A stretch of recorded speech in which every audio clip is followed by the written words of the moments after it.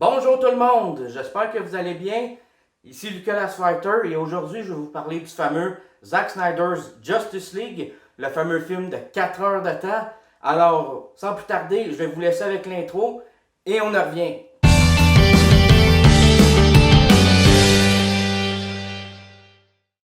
Il est plus grand, il est plus ambitieux.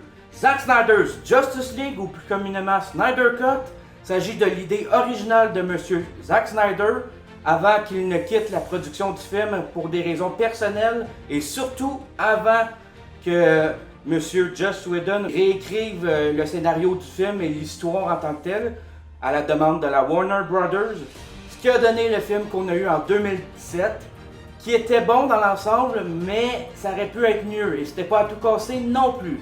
Le film a le même casting que le film de 2017, mais avec quelques ajouts. Willem Dafoe, Jared Leto et Harry Lennox. Tous sans exception jouent très bien leur rôle, que ce soit Ben Affleck en Batman, Gal Gadot en Wonder Woman, Ezra Miller en Flash. Tous les acteurs jouent leur rôle à merveille selon mon avis. Également, j'ai beaucoup apprécié l'apparition du personnage de Martian Demon Hunter, interprété par Harry Lennox. C'était une très belle surprise pour le film. Également aussi l'apparition de Darkseid, l'antagoniste emblématique des bandes dessinées DC Comics, créé par Jack Kirby, le king des bandes dessinées DC et Marvel Comics. En gros, l'histoire du film reprend à peu près la même idée que le film de 2017, mais le film de Zack Snyder a beaucoup plus de contenu additionnel, ce qui ajoute une plus grande importance au film, que ce soit au niveau de l'histoire en général ou des personnages. Le film de Zack Snyder complète bien le film de 2017, réalisé par Joss Whedon. Ce qui m'amène à mon premier point positif, étant donné tout le contenu additionnel que le film de Zack Snyder a comparativement au film de 2017, j'ai trouvé que le film prenait plus son temps pour développer les personnages, que ce soit pour les protagonistes ou les antagonistes. Tout le monde a son moment de gloire dans ce film-là. Aussi, on comprend beaucoup plus les enjeux du film.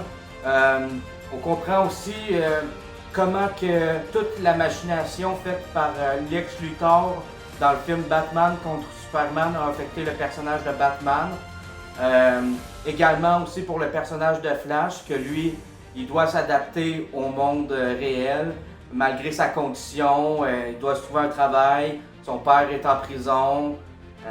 Même chose pour Wonder Woman, Aquaman, mais celui qui s'est plus démarqué, qui a sorti du lot selon moi, c'est le personnage de Cyborg, que contrairement au film de 2017, Cyborg a une bien plus grande importance dans le film de Zack Snyder. On comprend beaucoup plus le pourquoi que Cyborg est devenu ce qu'il est aujourd'hui.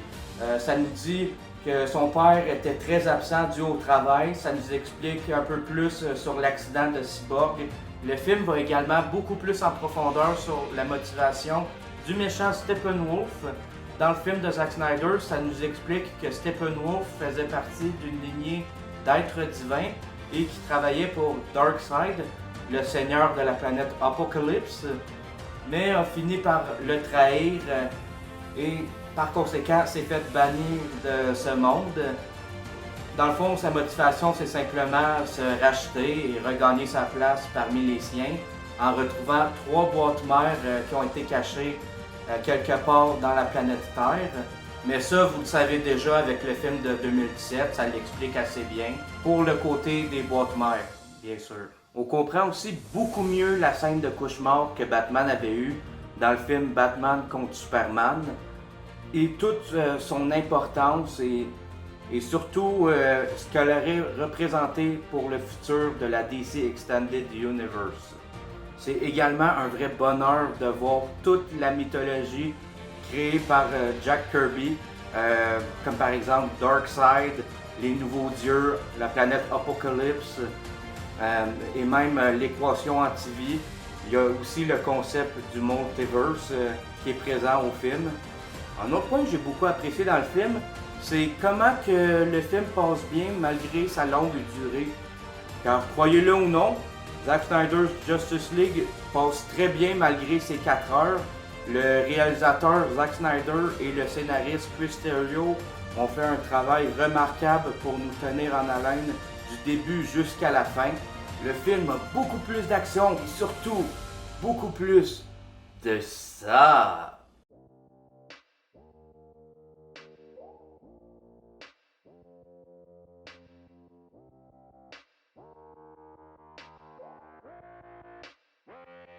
She just wants to flirt, so I flirt right back. I just put in work, yeah, I work like that. Got me falling and it hurts, yeah, it hurts so bad. All in and it's worth everything I have. I could feel ouais. Every time I meet your eyes, amplified deep inside. Once I feel your skin on mine, though I try, I can't hide all the ways I feel inside you. Le film était initialement prévu pour sortir en 4 parties d'1 heure, mais le projet a tombé à l'eau malheureusement. La bonne nouvelle là-dedans, c'est que le film est en chapitres, un peu comme le film Les 8 enragés de Quentin Tarantino.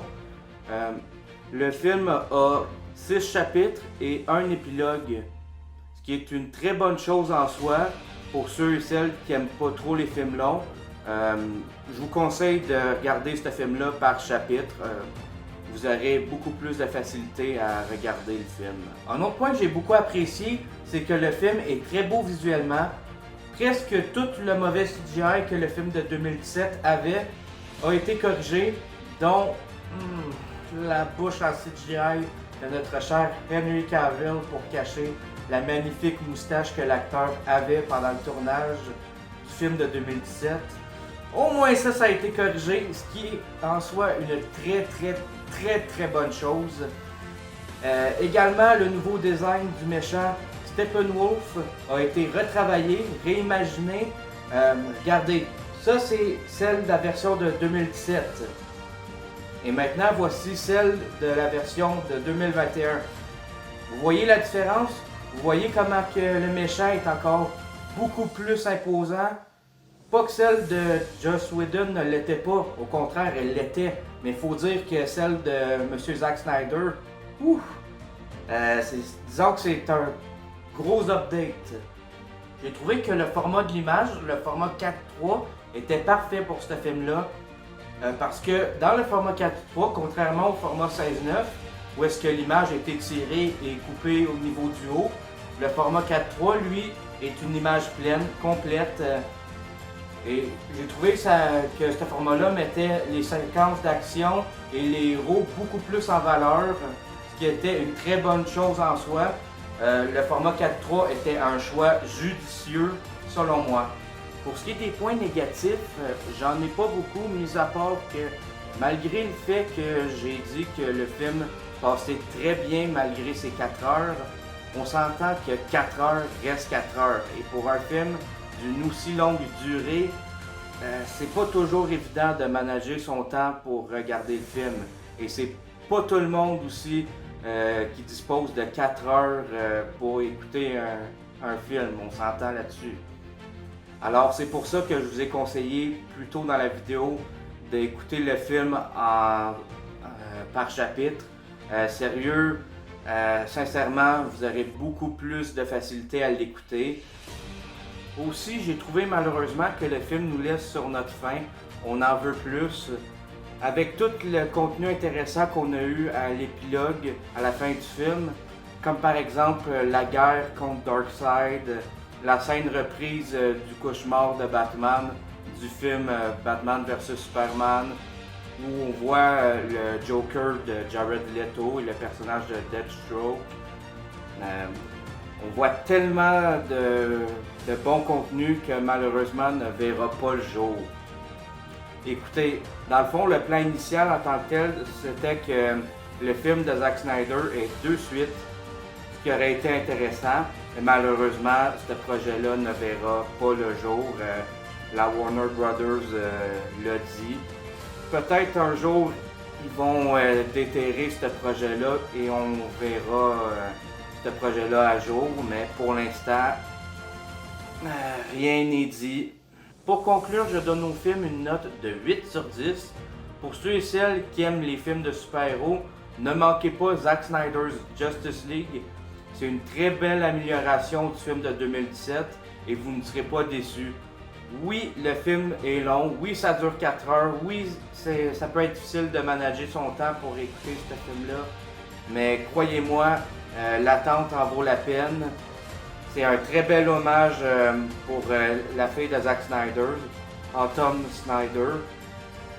Un gros merci à toute la belle équipe derrière le film. Merci à Zack Snyder, merci à Chris Terrio, tout le casting.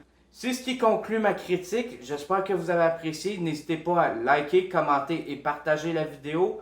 Et bien sûr, de vous abonner sur notre page Facebook et notre chaîne YouTube. Les films, c'est sérieux. C'était Lucas Last Fighter qui vous dit bon visionnement.